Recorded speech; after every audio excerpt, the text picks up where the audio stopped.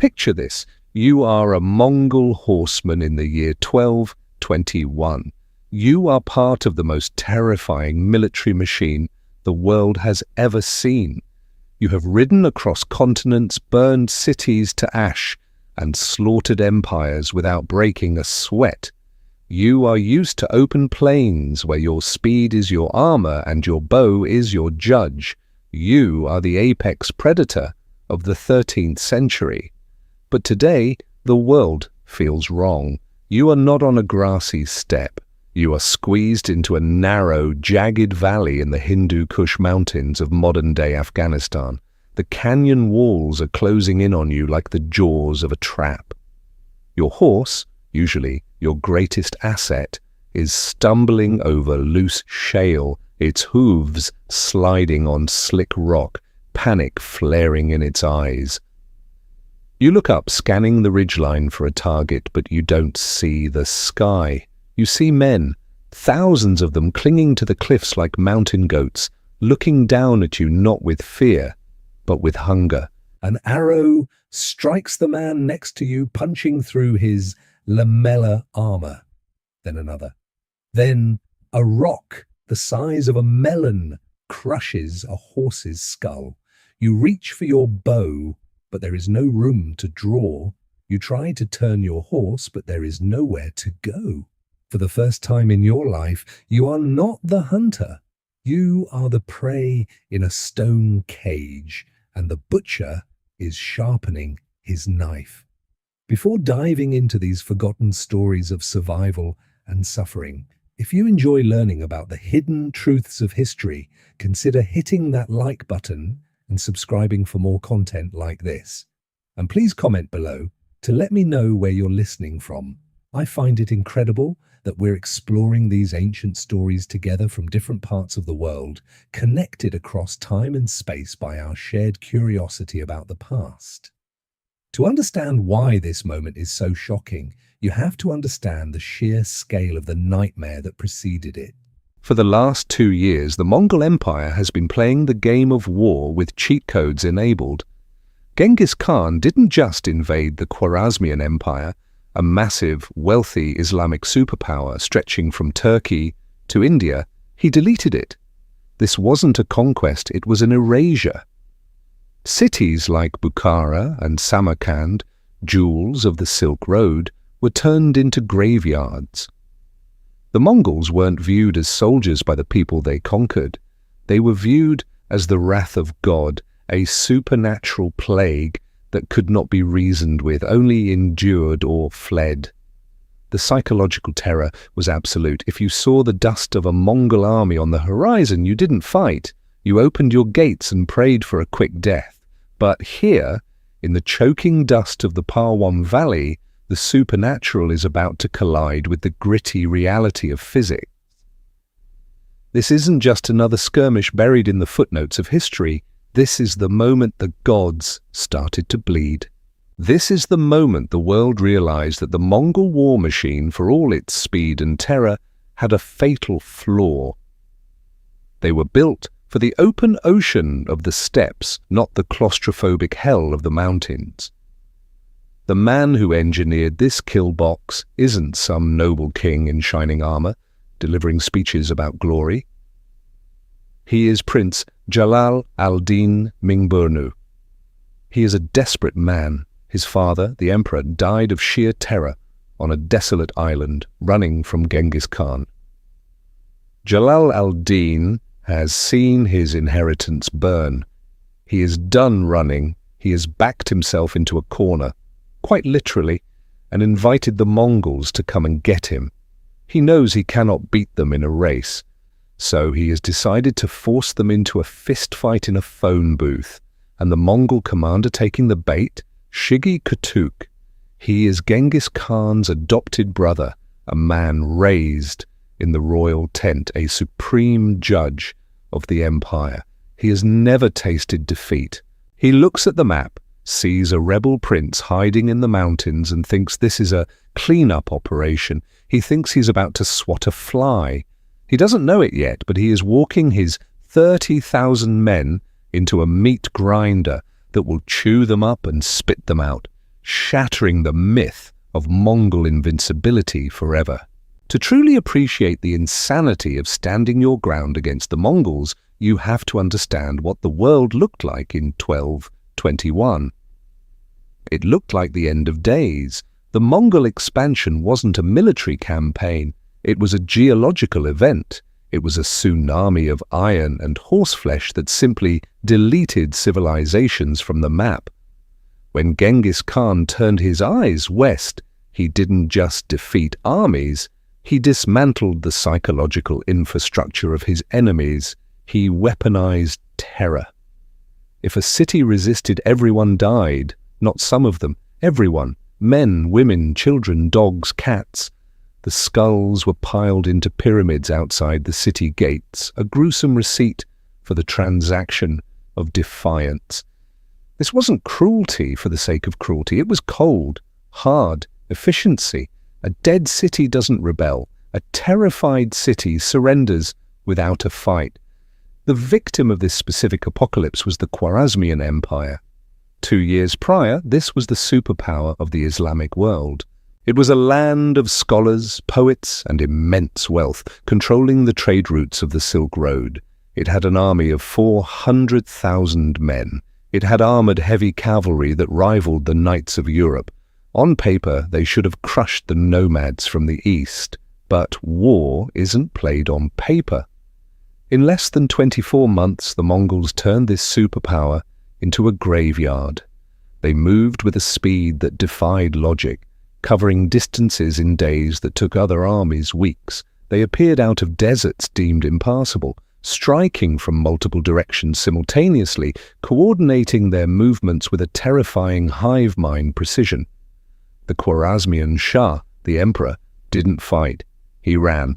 He ran until he died of exhaustion and pleurisy on a muddy island in the Caspian Sea, shivering in rags. That is the level of fear we are dealing with. The most powerful man in the region was reduced to a homeless fugitive because he knew, deep in his bones, that you cannot fight the wind. And leading the specific column of this nightmare currently hunting our protagonist is Shigi Kutuku. He is not your average Mongol general. He is royalty. Found as a baby in an abandoned camp by Genghis Khan, he was adopted by the great Khan's own mother.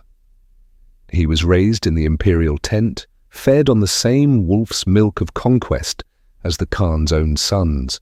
But Shigi wasn't just a warrior. He was the supreme judge of the empire.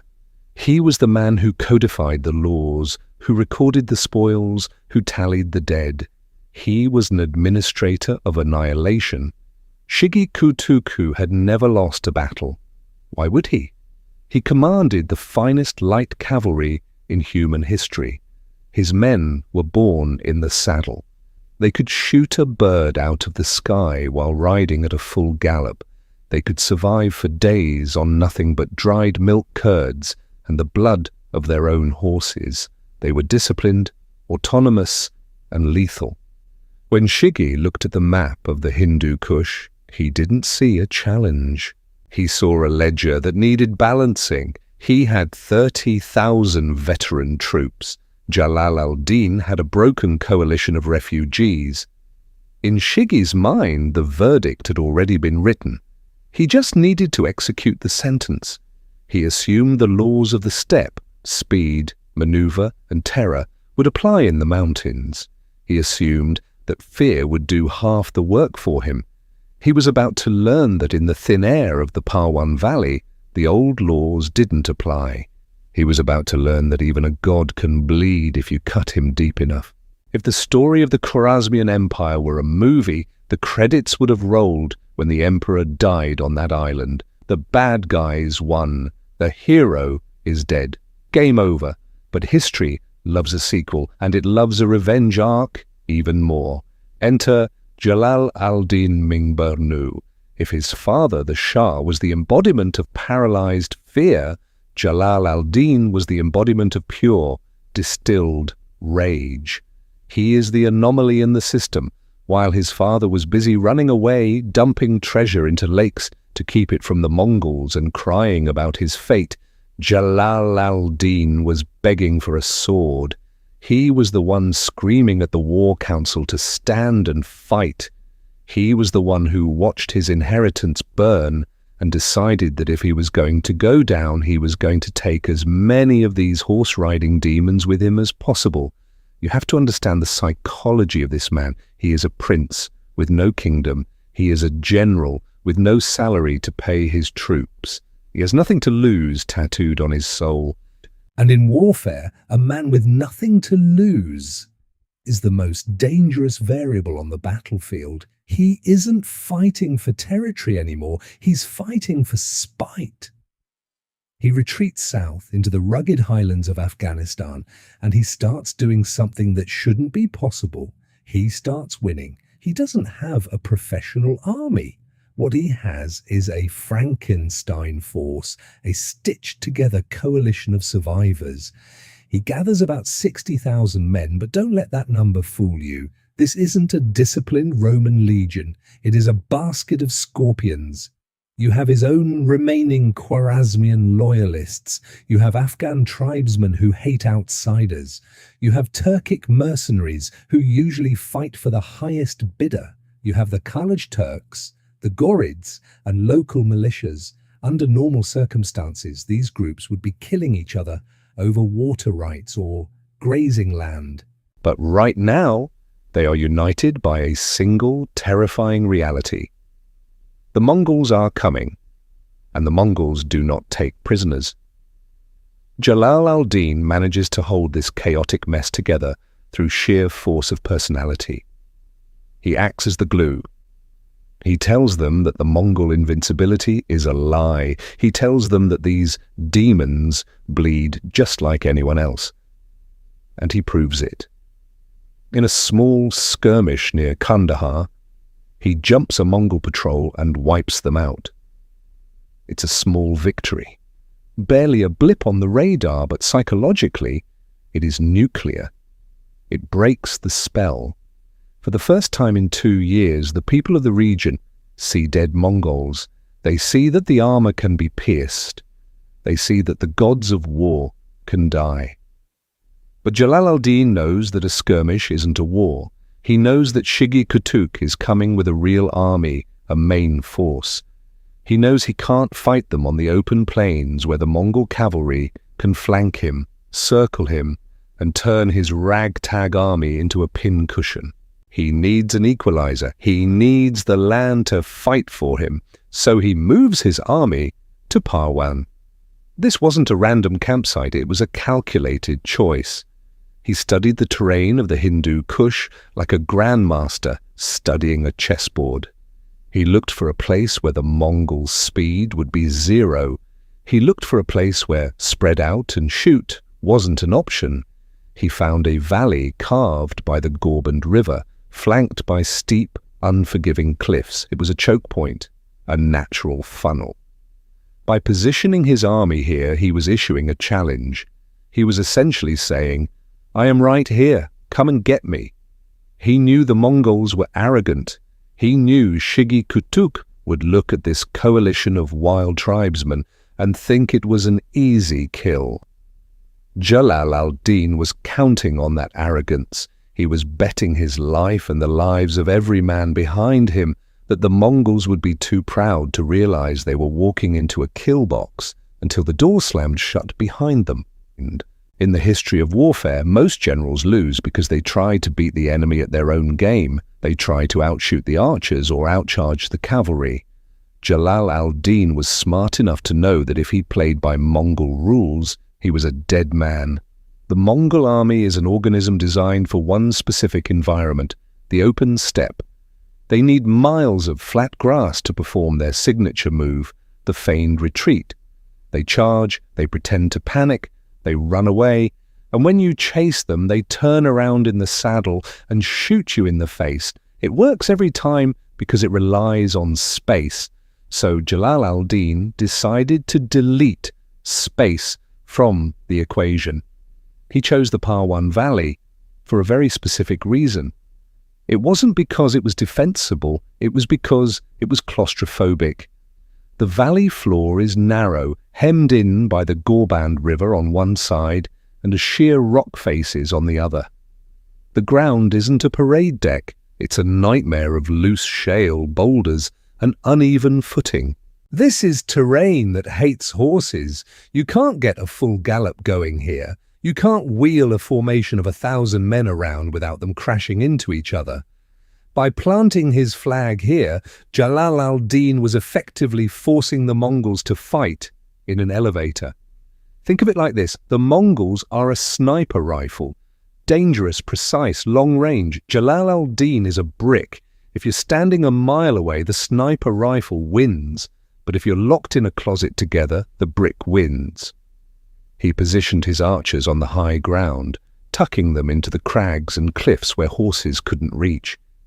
He placed his heavy infantry in the center, creating a solid wall of shields and spears that anchored the line. He knew Shigi Kutuk would look at this formation and see a trap, but he also knew the Mongol commander wouldn't care. The Mongols had grown lazy on a diet of easy victories. They had forgotten what it was like to fight an enemy who dictated the terms of engagement. When Shigi Kutuk's vanguard rode into the valley, they immediately realized something was wrong. The ocean of the battlefield had evaporated. There were no flanks to turn. There was no open ground to maneuver. They were channeled straight into the teeth of the Khwarazmian defense. Jalal al-Din had turned the geography of Afghanistan into a weapon more lethal than any sword. He stripped the Mongols of their greatest asset, mobility, and left them with nothing but their arrogance. And in the narrow, rocky throat of Parwan, arrogance was about to get a lot of people killed. The battle begins not with a roar, but with a glitch in the matrix.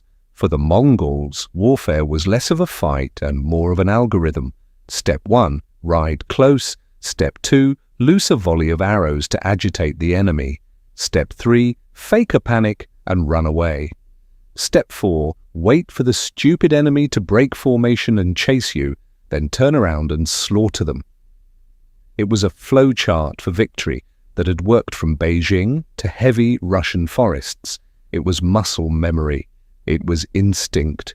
So when Shigi Kutuk sends his vanguard forward into the Parwan Valley, they run the script. They thunder forward, their composite bows singing that terrifying high-pitched hum. They rain death on the Khwarazmian front line. Then right on cue, they wheel their horses around, feigning terror, acting like they are breaking under the pressure. They retreat, waiting for the roar of the chase. They wait for the undisciplined mob of Afghans and Turks to come pouring out of their defensive positions, hungry for blood. But nothing happens. The dust settles and the Khwarazmian line is still there. They haven't moved an inch. Jalal al-Din has done the impossible. He has disciplined a coalition of tribesmen who usually hate each other. He has drilled into their heads one simple command: hold. He knows the Mongol playbook better than they do. He knows that if one man steps out of line to chase a retreating Mongol, the whole army dies. So they stand like statues in the rocky defiles, shields locked, watching the Mongols ride away. This is the moment the cognitive dissonance hits Shigi Kutuk.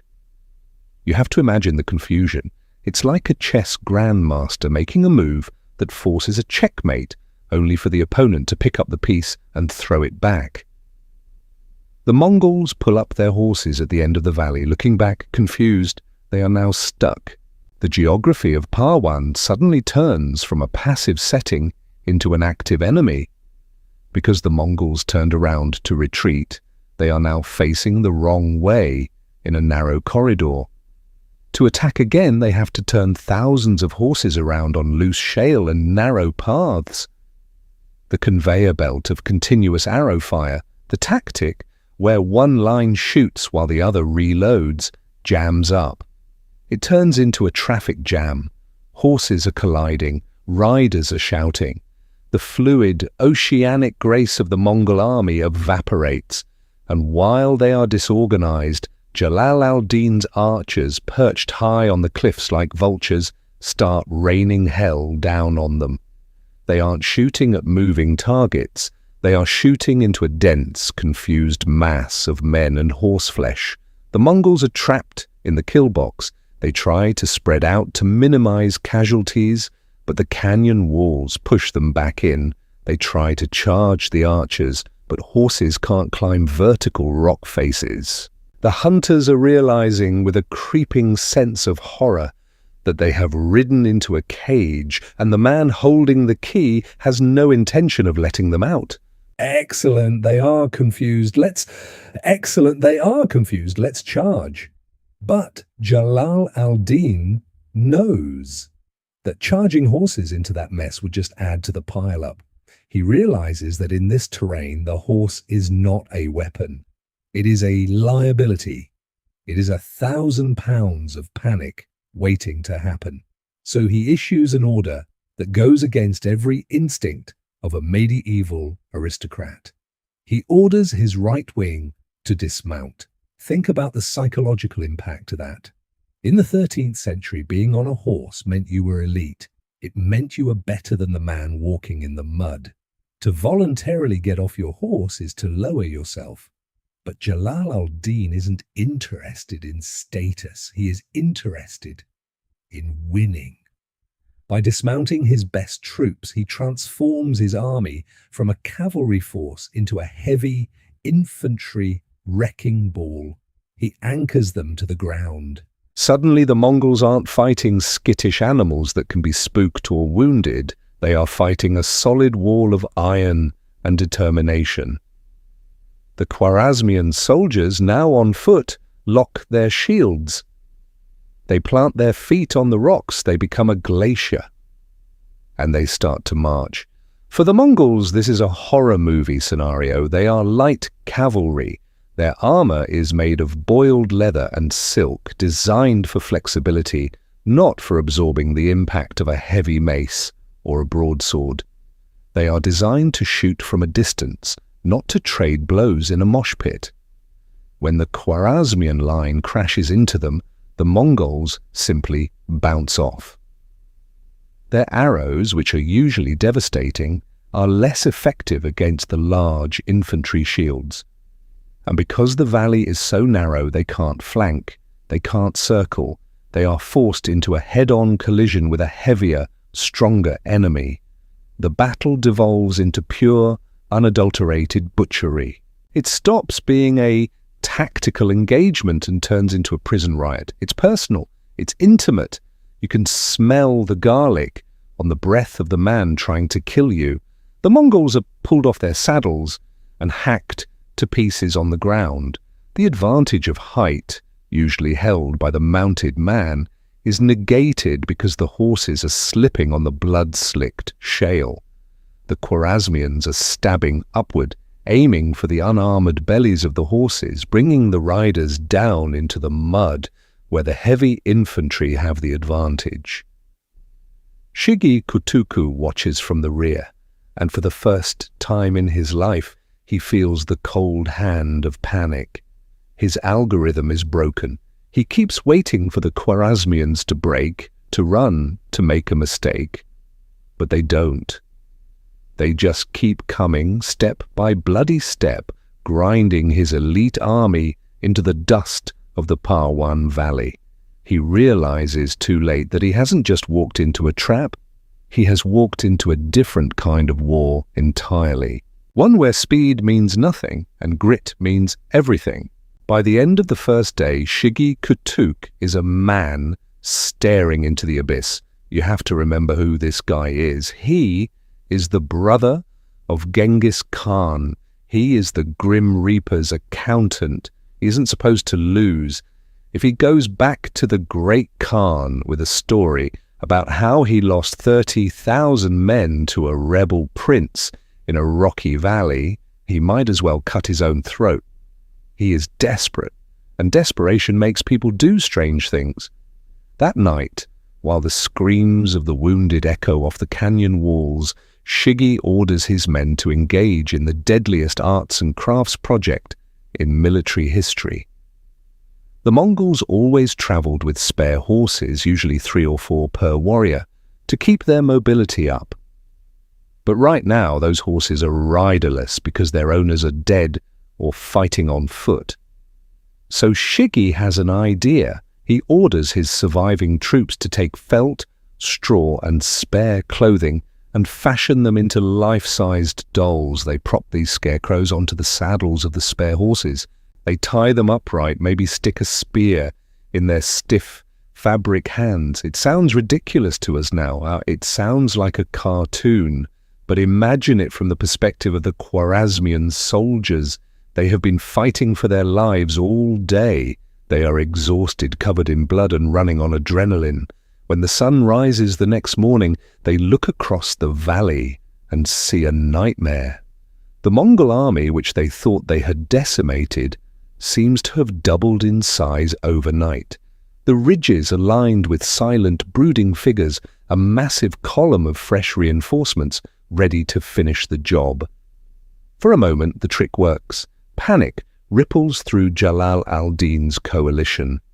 The Afghan tribesmen, who are already flighty, start looking for the exits.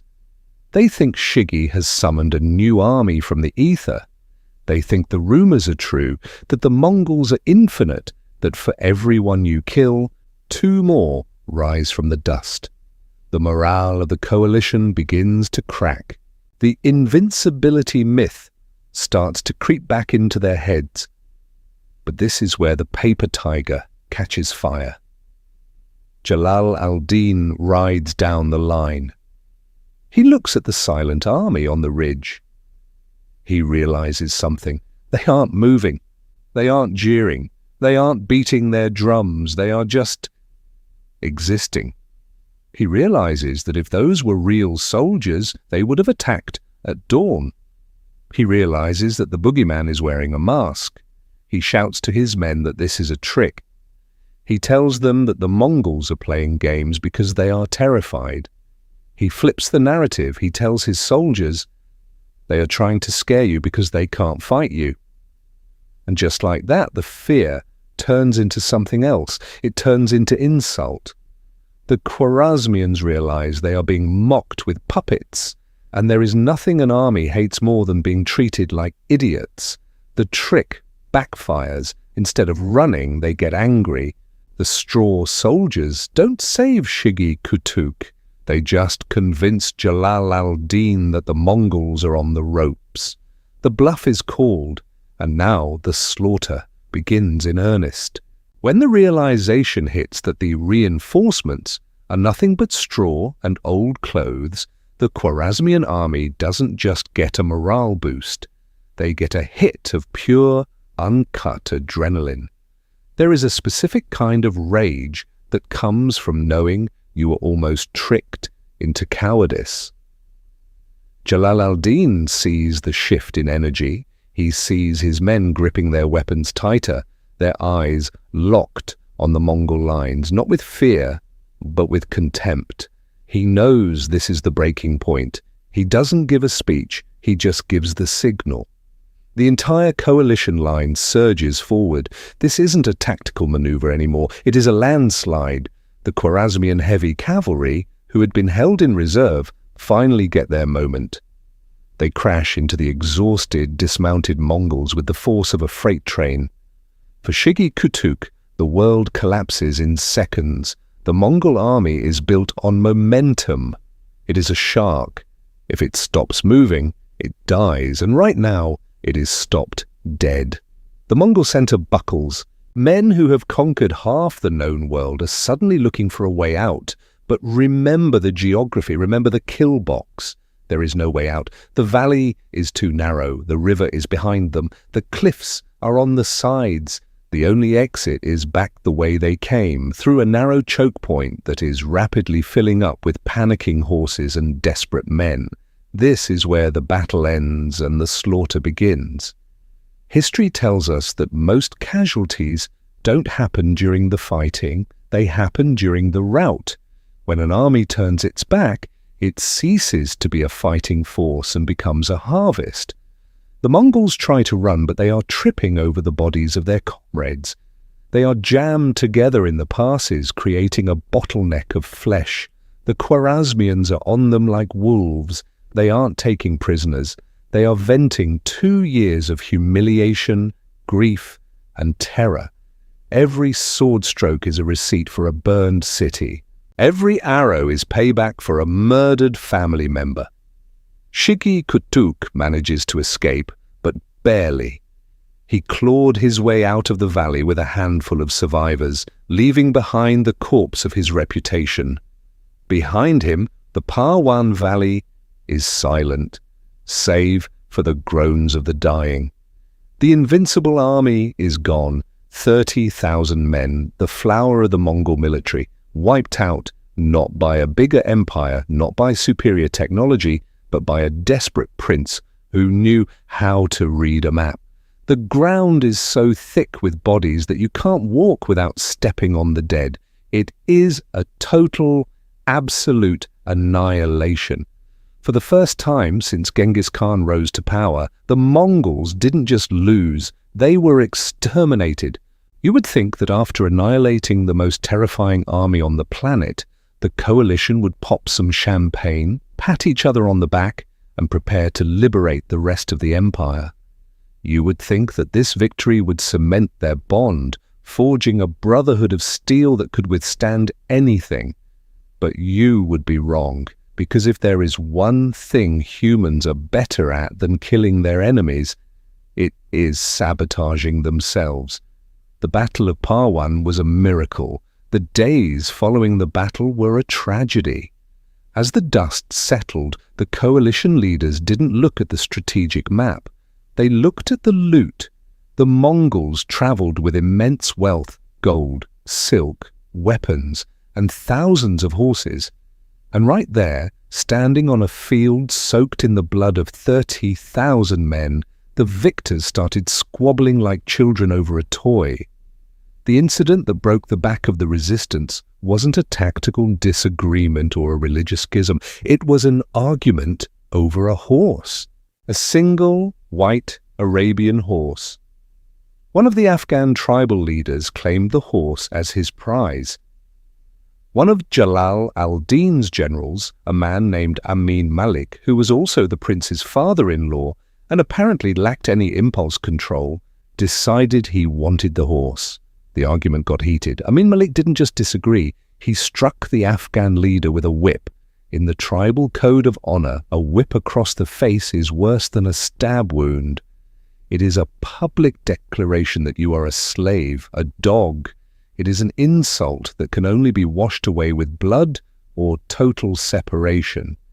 Jalal al-Din, the man who had just outsmarted the Mongol Empire, tried to mediate. He tried to tell them that Genghis Khan was still out there, that the main boss was still coming, but he was paralyzed by politics. He couldn't punish his father-in-law without losing his core troops, and he couldn't appease the Afghans without looking weak. So the Afghans did the unthinkable. They packed up. The Ghurids, the Khalaj, and the local tribesmen, basically half of Jalal al-Din's army, walked away. They took their swords, their men, and their hurt feelings, and they went home. They chose pride over survival. They chose a white horse over the future of the Islamic world. Jalal al-Din watched in horror as his army evaporated. He had just proven that the Mongols could be beaten, but he had also proven that his own coalition was a suicide pact. He was left with a skeleton crew, stripped of the numbers he needed to hold the ground he had just won. It is the ultimate historical irony. The Mongols couldn't defeat him with arrows or terror, but they were saved by a petty dispute over livestock. Jalal al-Din had snatched defeat from the jaws of victory. He knew, as he watched the dust of the departing tribesmen, that the clock had run out. He wasn't the hunter anymore. He was a dead man walking. When the news of the disaster at Parwan reached Genghis Khan, he didn't scream. He didn't execute the messenger. He didn't throw a tantrum. He simply sat in his tent, stared at the fire, and nodded. To him, The loss of 30,000 men and his adopted brother's reputation wasn't a defeat. It was data. It was a lesson in what happens when you get careless.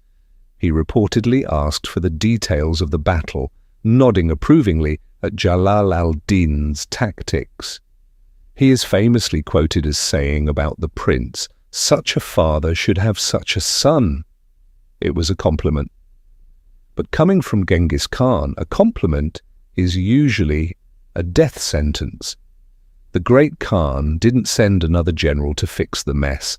He saddled his own horse. He brought the main army, the real apocalypse, and he moved with a speed that terrified the world. Jalal al-Din, now stripped of his allies because of that stupid argument over the horse, couldn't hold the ground he had won. The hero of Parwan was forced to run. The Mongols hunted him across the mountains, hounding him all the way to the banks of the Indus River.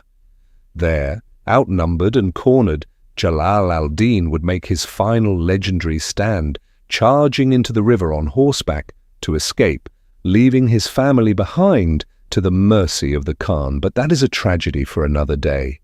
So what is the legacy of the Battle of Parwan? Why should we care about a fight in a rocky valley 800 years ago? We care because it broke the spell. Before Parwan, the world believed the Mongols were a supernatural force, a punishment sent from God that could not be resisted. Parwan proved they were just men. It proved that if you take away their horses, trap them in the rocks and force them to bleed, they die just like anyone else. It was the first time the invincible juggernaut was stopped cold, but it is also a dark warning about human nature. The coalition at Parwan achieved the impossible, and then immediately threw it away because of greed. They defeated the greatest empire on earth, but they couldn't defeat their own petty egos. They chose a white horse over their own survival.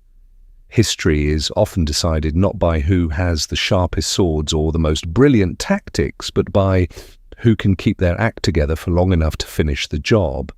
The Mongols won in the end not because they were invincible, but because they were united. They were a hive mind of conquest, while their enemies were a basket of squabbling crabs. Parwan teaches us that victory is fragile. It teaches us that the moment you think you have won is the moment you are most vulnerable. And it reminds us that even when you manage to trap the monster and make him bleed, you better make sure you kill him, because if he stands back up, he is going to be very, very angry. If you found this deep dive into the cracks of the Mongol armor fascinating, you need to see what happened next. The story doesn't end in the mountains, it ends in the water. Click the video on your screen right now to see the Battle of the Indus, where Jalal al-Din faces Genghis Khan one-on-one in a suicidal last stand that became legend. And please make sure you are subscribed and have that bell notification turned on. We are building a library of humanity's darkest, most critical moments, and I want you on the front lines with me. Let me know in the comments. Do you think the coalition could have stopped the Mongol Empire if they hadn't fought over the spoils? Or was the Mongol victory inevitable? I'll see you in the next chapter of history.